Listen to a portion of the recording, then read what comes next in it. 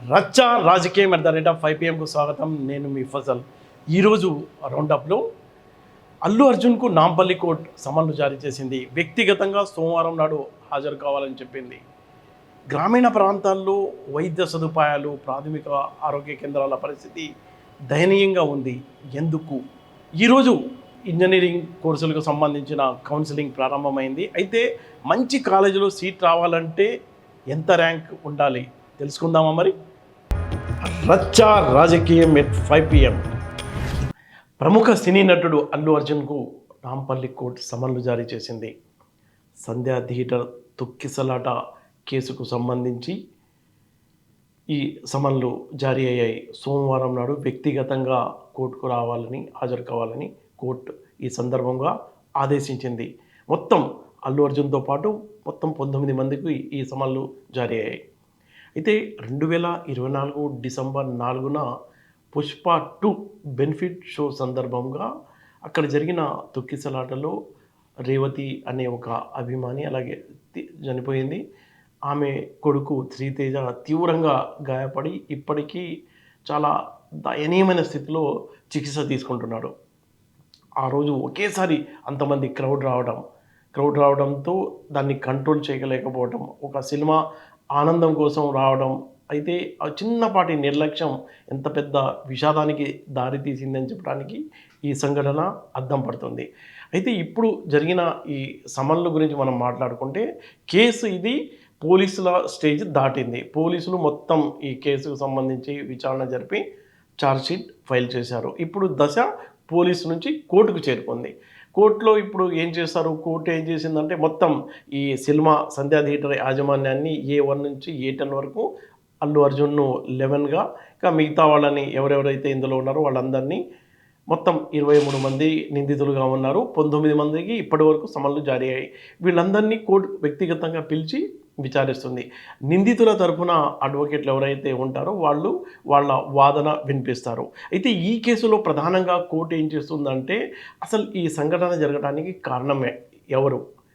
ఈ కావాలని నిర్లక్ష్యంగా పూరితంగా జరిగిందా, లేకపోతే వైఫల్యం ఎవరిది, బాధ్యత ఎవరిది, ఎవరు చేయాల్సింది, ఆ బాధ్యతను ఎవరు నిర్వహించలేకపోయారు, అసలు ముందస్తు అనుమతులు ఉన్నాయా అనే అంశాలన్నిటినీ కోర్టు పరిశీలించడమే కాదు, ఈ సందర్భంగా ఈ ట్రయల్ స్టేజ్ సందర్భంగా ఎవరైతే నిందితుల తరఫున వాదిస్తారో అడ్వకేట్లు వాళ్లతో మొత్తం వాదనలు వింటూ కోర్టు పలు ప్రశ్నలు వేస్తుంది.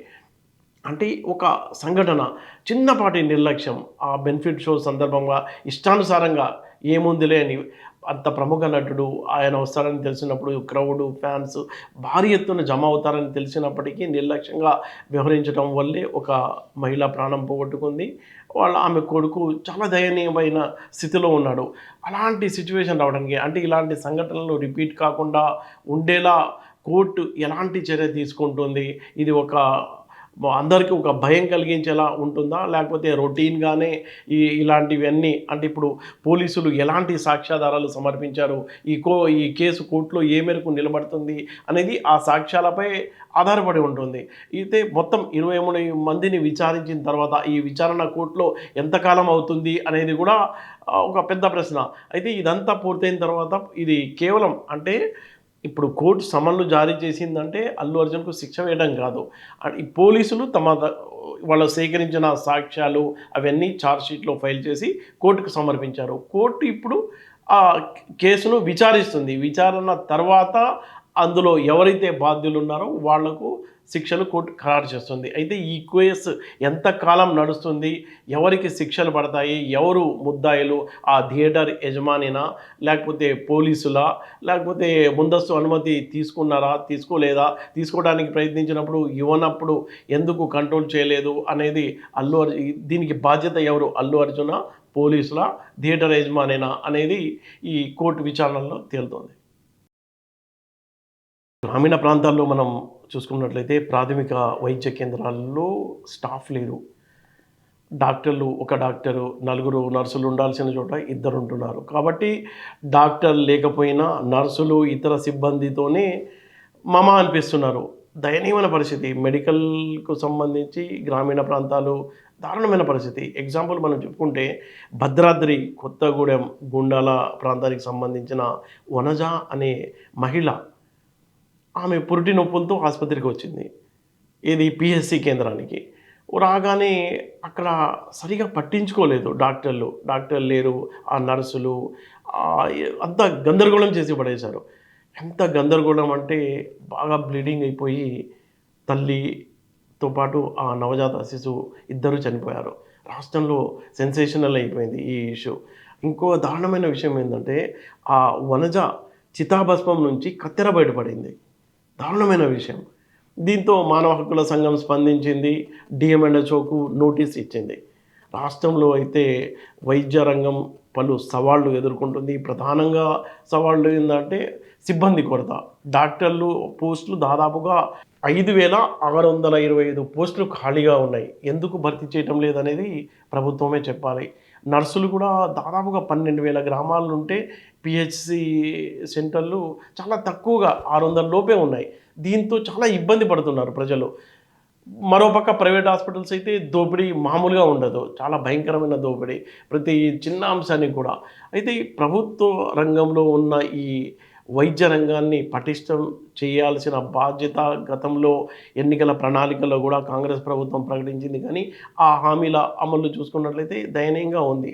తెలంగాణలో ఈ అనేక సవాళ్లను గ్రామీణ ప్రాంతాల్లో వైద్య రంగం ఎదుర్కొంటుంది. ప్రధాన సవాళ్ళు ఏంటంటే సిబ్బంది, డాక్టర్లు, నర్సులు, ఎవరైతే ఆ మెడికల్కి సంబంధించిన సిబ్బంది ఉన్నారో వాళ్ళ కొరత విపరీతంగా ఉండటంతో అది పేద రోగులపై తీవ్ర ప్రభావం చూపిస్తుంది.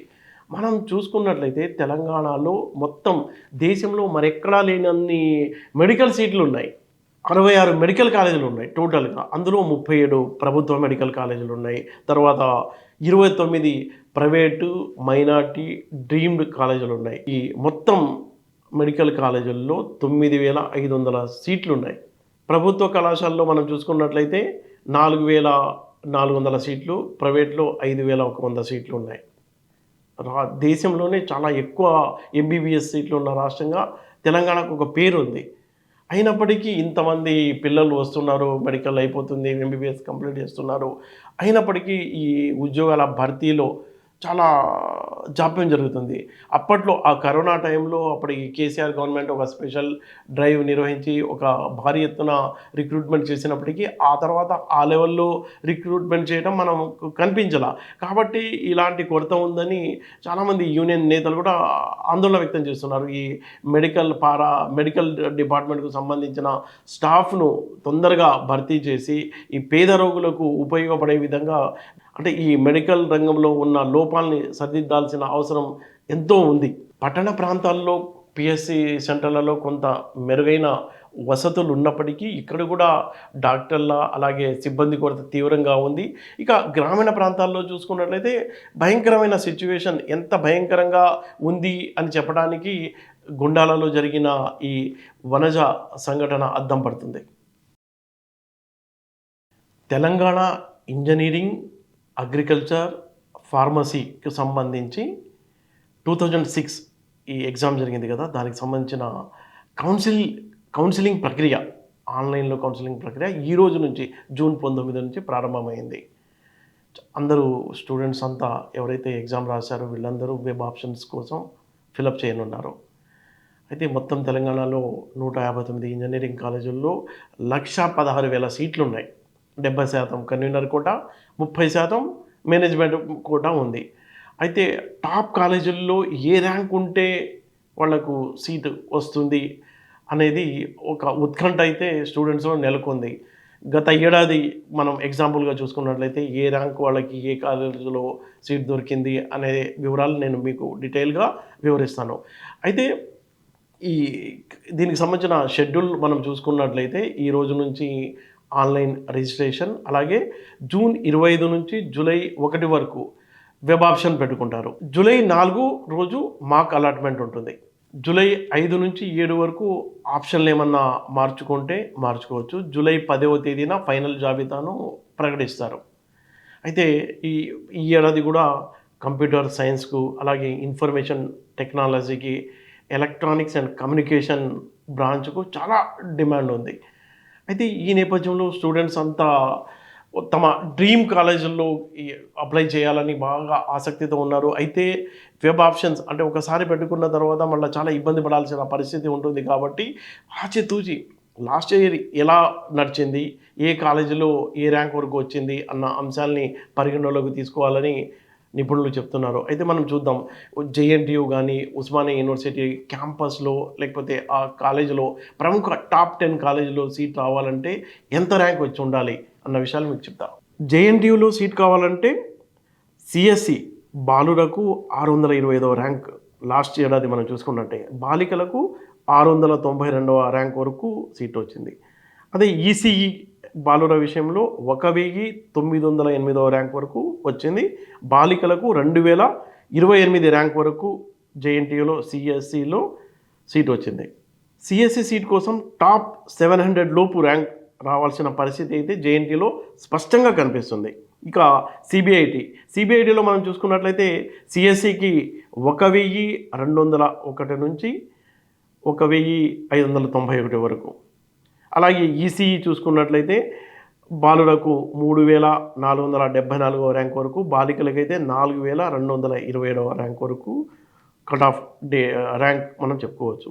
విఎన్ఆర్ కాలేజ్లో సిఎస్సి బ్రాంచ్కు సంబంధించి బాలురకు 1535వ ర్యాంక్ వరకు వచ్చింది, బాలికలకు 1884వ ర్యాంక్ వరకు వచ్చింది. ఈసీఈలో బాలురకు 4530, బాలికలకు 5237వ ర్యాంక్ వరకు విఎన్ఆర్ కాలేజీలో సీట్ లభించింది. ఇక వాసవి కాలేజీలో మనం చూసుకున్నట్లయితే సిఎస్సి అయితే 1215 వరకు ఆ ర్యాంక్ కట్ ఆఫ్గా వచ్చింది. ఈసీఈలో 4530 నుంచి 5237 వరకు. ఇక శ్రీనిధి ఇన్స్టిట్యూట్ చూసుకున్నట్లయితే సిఎస్సిలో 2878వ ర్యాంక్ బాలురకు అయితే, బాలికలకు కట్ ఆఫ్ ర్యాంక్ 3348. ఈసీఈ కనుక చూసుకున్నట్లయితే ఈసీఈలో 4834వ ర్యాంకు, అలాగే బాలికలకు 8967వ ర్యాంక్ వరకు ఆ కట్ ఆఫ్ ఆ ర్యాంక్ వరకు సీట్ లభించింది. ఇక నారాయణ ఇంజనీరింగ్ కాలేజ్ సిఎస్సిలో 4109, ఈసీఈలో 8347వ ర్యాంకు. ఎంజీఐటీలో సిఎస్సిలో 9844, బాలికలకైతే 10230, ఈసీఈ 14777.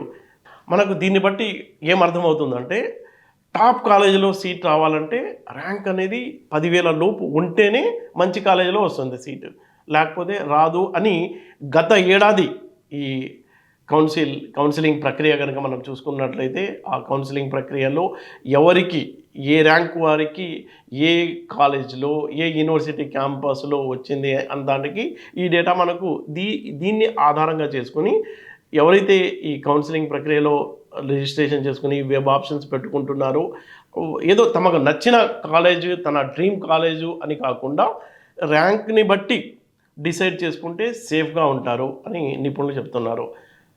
అయితే ఇంకొక ఆసక్తికరమైన విషయం ఏంటంటే కొన్ని కాలేజీల్లో సిఎస్సి అయితే 13,000 వరకు, అలాగే ఈసీఈ అయితే 22,000 వరకు ర్యాంక్ వచ్చినా వాళ్లకు ఆ కాలేజీలో ఈ బ్రాంచుల్లో సీట్ లభించింది. కాబట్టి పూర్తి అవగాహనతోనే ఈ వెబ్ ఆప్షన్లు పెట్టుకోమని నిపుణులు సూచిస్తున్నారు. చూస్తూనే ఉండండి రచ్చ రాజకీయం at the rate of 5 PM. సోమవారం నాడు మళ్ళీ ఈ రౌండప్లో కలుద్దాం. రచ్చ రాజకీయం ఎట్ 5 PM. ఇది ప్రతిరోజు పంచాయతీ. ఇక్కడ మాటలు కాదు నిజాలు మాట్లాడతాయి.